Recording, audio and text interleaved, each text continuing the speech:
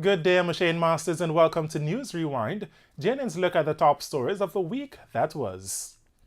On Friday, August 24, the body of 14-year-old Yetania Francis was found partially burnt behind a church in Arnett Gardens, St. Andrew.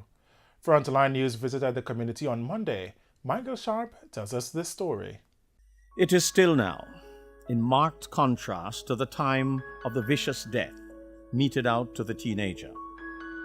The candles, awaiting nightfall to continue the vigil for the life of 14-year-old Yetania Francis, killed at this location.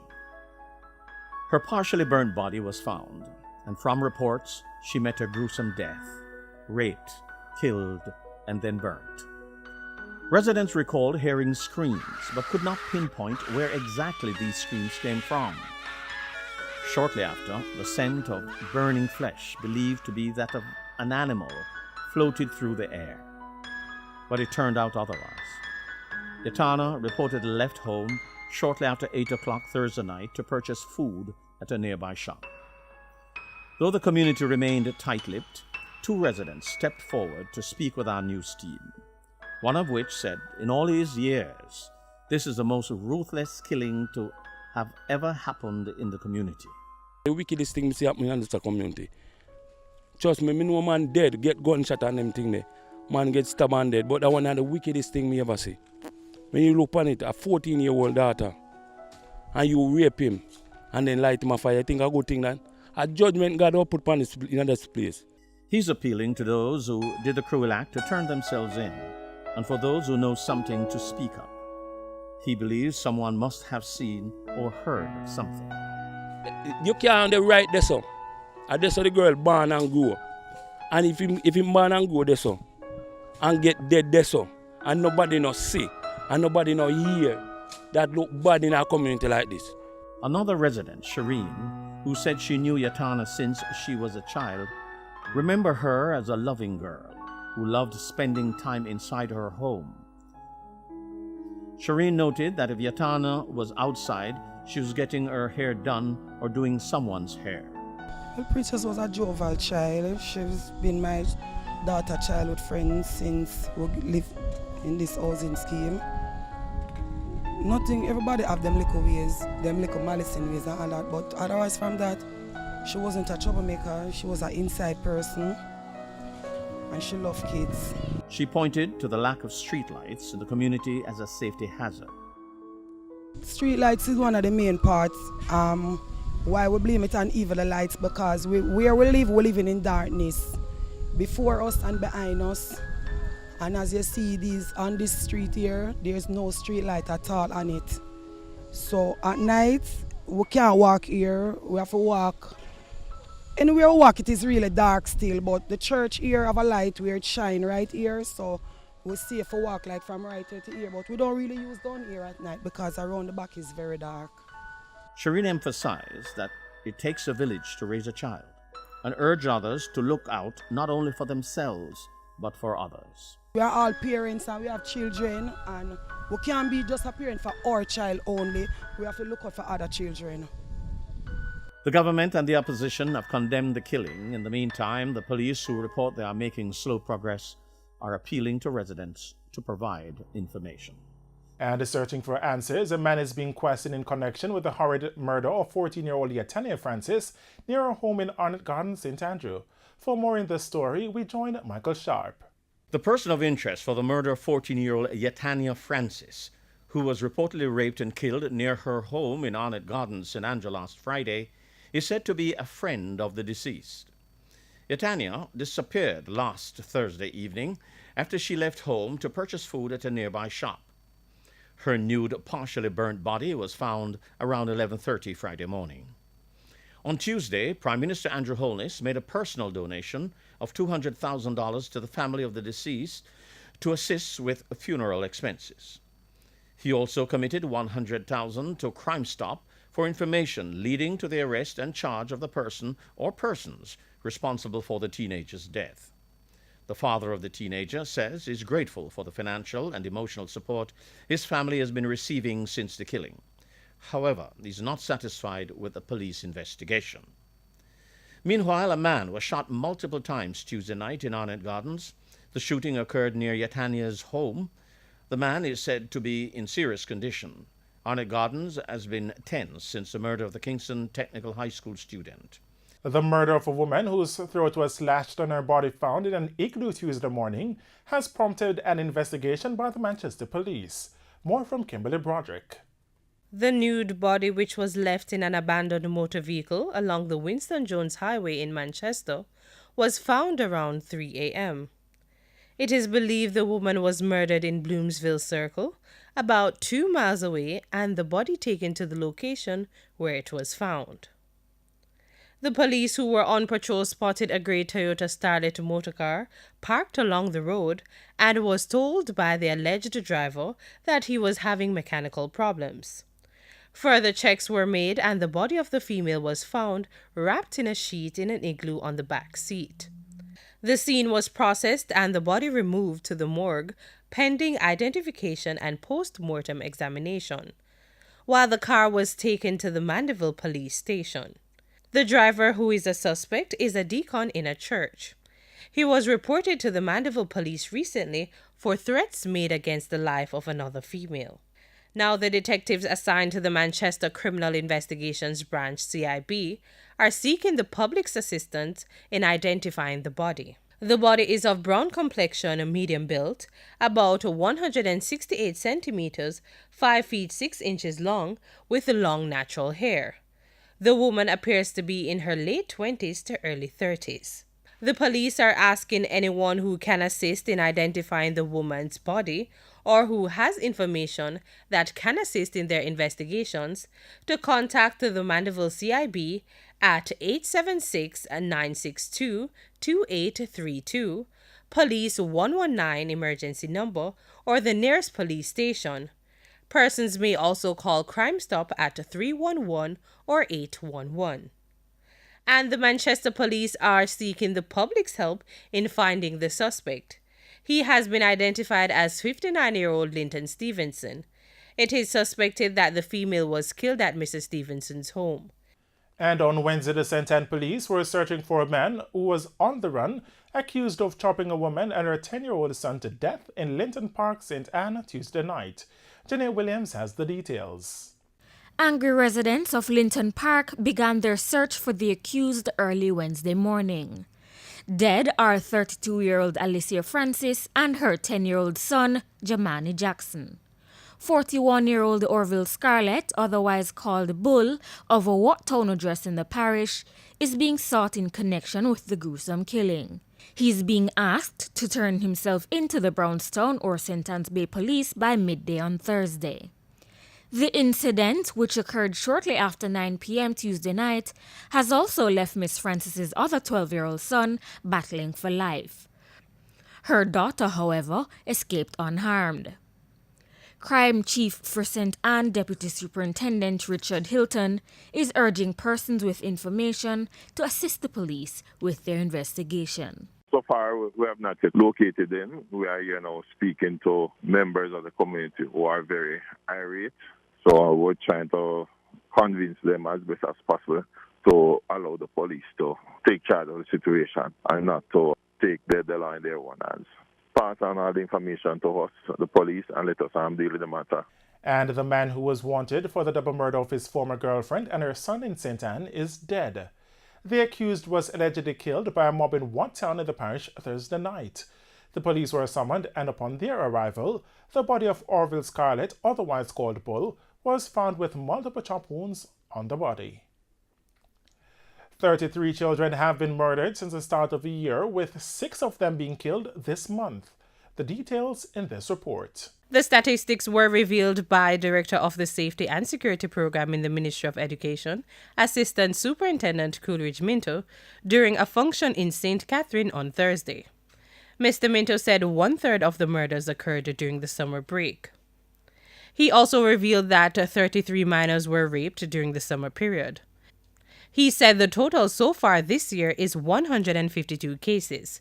ASP Minto appealed for help for these children he said would be returning to school next week against the background of such trauma. Come September 3rd, when hundreds of thousands of children will be going out to school, and some of you parents will accompany them, 11 will be missing from 11 seats. 33 of them would have had some brokenness and will need special care and counseling. It behoves all of us in this room and across, not just in the education sector, not only in the security forces, but all of us as citizens to ensure that our children are safe.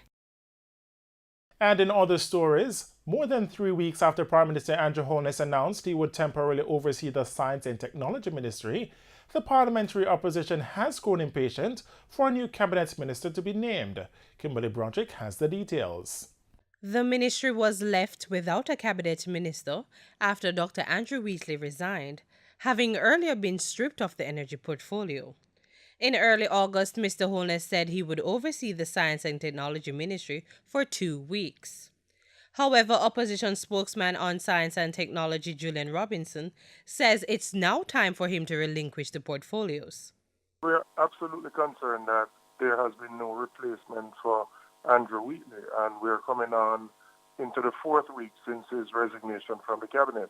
We reiterate that it is important for the Prime Minister to name someone because he simply does not have the time or the capacity to manage a portfolio effectively. Mr. Robinson notes that science and technology are large portfolios which he does not believe the Prime Minister has the time to manage. It requires individual attention. There are a number of critical issues. For example, the status of the data protection legislation is one such issue.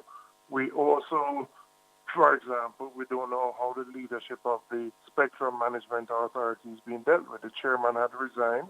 We don't know who the new chairman is and how the board is being managed. And you have the telecoms industry, which is regulated by that ministry.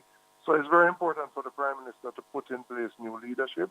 On August 15, Mr. Holness signaled that more changes are coming to the cabinet as he prepares to appoint a new Minister of Science and Technology. Mr. Holness said he would name a new minister after appointing members to some boards that have expired. And the Director of Communications in the Office of the Prime Minister, Robert Morgan, says the Prime Minister should be allowed time to conduct his review before appointing a minister to the Science and Technology Ministry. More from Cecily Hamilton. The ministry has been left without a cabinet minister for the last 4 weeks after Dr. Andrew Wheatley resigned. Speaking at Wednesday's post-cabinet media briefing, Mr. Morgan noted that the appointment of a new minister to the portfolio remains on the Prime Minister's agenda. When Minister Wheatley resigned, the Prime Minister said he will start a process of reviewing the boards and the ministry as well, and the governance structures. He has done that. He spent about 2 weeks meeting with all the boards, right? At his post-cabinet press briefing, he says that at his quarterly press briefing, he further articulated to the public that he continues his review. He won't be keeping oversight of the Ministry of Technology for long. I think it's only fair, in light of everything that has happened and has been said, that the Prime Minister be allowed, as the person with the authority, to do his review, and as he has committed to, in short order, to name a new minister. A new minister is to be appointed along with members to boards which have expired. The opposition has charged the government with creating confusion with regards to auxiliary fees in high schools. According to the opposition spokesman, Reverend Ronald Thwaites, on one hand, children of civil rights will be exempted from paying them. It is then assumed, he argued, that the other parents are not exempted. He was speaking on Wednesday at a press conference on back-to-school preparation at the PNP headquarters. The details in this report. The opposition spokesman is calling for greater clarity while pointing to the real cost of education in primary and high schools. On that, every school child is turning up with a voucher this September morning, from infant school right through to tertiary education. Send the replacement money if you do not want them to be, if they are not able to pay, and let us be clear on what it costs to run the school. Announcement was made today about paying the cooks in schools. Well, we're hearing that for the 3rd year running. We're very glad. And there are other school expenses which would otherwise have to be made up from parental contributions. Again, we need a clear costing. Our anecdotal survey tells us that it's going to cost somewhere in the region of $35,000 to send a child back to primary school properly equipped, and probably as much as $55,000 at the secondary school level when you take into account all of the expenses. Turning to the issue of the need for healthier food for school children, Mr. Thwaite spoke to the added value that would come from supporting local farmers. Overall economic development, growth of GDP, a strengthening of the agricultural sector, and the appropriate nutrition, not the bag juice and bulla of the present time. If our children had local produce to eat, how we would shape their dietary tastes to avoid the epidemic of obesity, which everyone accepts is one of the major non-communicable disease scourges of our time. Monday marks the beginning of the new academic year, but with the ongoing road works and expected traffic congestion in the corporate area, the National Works Agency NWA has devised a plan. The details from Cody and Barrett. Communications Manager at the NWA, Stephen Shaw, said the agency has been restricting traffic in some areas as road users have been experiencing a lot of discomfort. We have identified some areas in the city that are critical to the movement of people around the city. Halfway Tree is within a nerve center, and we want to ensure that critical intersections, there are 4 or 5 intersections there, that we do not want anything as it relates to an impediment or blockage to be happening in any of these areas. Mr. Shaw explained that for many years there has been congestion and bottleneck management issues, and the time has come for major changes. The NWA, after they announced the removal of several bus lanes, which take effect on Sunday, disclosed that with synchronized traffic signals, adequate signs, and flagmen, seamless traffic flow can be expected.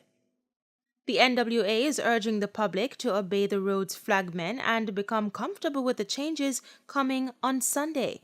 Mr. Shaw is also warning persons to desist from destroying road traffic signs. Traffic changes to be implemented in the corporate area next week could cause major headaches for commuters who use the Jamaica Urban Transit Company JUTC bus service.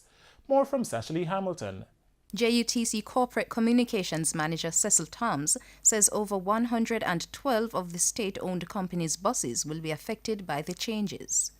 He says most of the route changes will occur in Portmore. Of course, you will appreciate that significant road improvement work is being done across the KMA, and this is already having an impact on our operations in terms of our schedules and causing delays, and I imagine some amount of distress from the commuters. We are projecting that some 34 routes will be impacted, representing 112 buses across our operations, with Portmore being the most affected. Mr. Toms is therefore urging commuters to prepare for delays. Our commuters should brace for some amount of delay, and we're appealing to them to just exercise some patience as we go through this period. We know that there will be delays because of the heightened level of infrastructural work that's taking place, and we're just appealing to them to just understand what is happening, and we know that when the road works are completed, they will be more than happy to drive on them. The National Works Agency on Wednesday announced extensive changes to traffic flow to prevent bottlenecks when schools resume next week. The changes have become necessary as the agency is overseeing roadworks along 3 major thoroughfares in the corporate area. And the JUTC Corporate Communications Manager also responded to news that the bus lane along Washington Boulevard in St. Andrew is to be eliminated. We have been here before. The bus lane that was designated in Spanish Town was terminated sometime in April of 2017. I suspect that this elimination of the Washington Boulevard bus lane will be a permanent fixture, as the NWA is ensuring that when those roads are built, the traffic flow is seamless. We take a break. News Rewind will be right back with the top business stories. Welcome back to News Rewind, and now for the top business stories of the past week. The Statistical Institute of Jamaica Statin held a media sensitization seminar Thursday morning to highlight the importance of understanding official data matters. They explained how the economic growth is measured and addressed concerns of the gross domestic product (GDP) growth rate. Details in this report. Chairman of Statin, Professor Alvin Wint, revealed that while the data from Statin inform policy discussion, it is not a policy unit of the government. He says they are an independent measurer of economic and social indicators. He also sought to clear up misunderstandings of the methodology used. Statin takes a comprehensive approach to growth measurement that incorporates the informal economy and services. While Statin, like every public organization, has resource constraints, I also want to reaffirm today that Statin's resource constraints have not impeded its ability to accurately report on the key economic and social indicators of the country. Professor Wint says that Statin's data represents national averages, which might not necessarily conform to each individual's personal experience. So how exactly is the GDP measured? Director General of Statin, Carol Coy, took the initiative to explain just how. So the GDP combines in a single figure and with no double counting, which is critical, all the output of goods and services that are carried out in a given country during the year. So we look at firms, whether they are formal or informal. We look at non-profit institutions. We look at government bodies, and we look at households. The contribution of each entity is calculated not as its output, but as its value added. While she says the production of all goods, service, cost of rent, personal domestic services by employing paid domestic workers, informal sector and illegal production are included in the GDP, the illegal drug trade is not included. Minister of Finance Nigel Clarke also addressed the inflation rate and how it has been reported in the media. He said the use of adjectives in reporting statistical report might be misleading to the public. In our environment, the pressure to be sensational can lead to miscommunication on economic data, right? The adverbs and adjectives that we apply become misplaced because I hear it all the time. We want this news story to be the news story, okay? We use adjectives and adverbs around inflation. And the truth is, official data should just be reported in a neutral way. And that's your News Rewind for this week. I'm Shade Masters. Thanks for watching.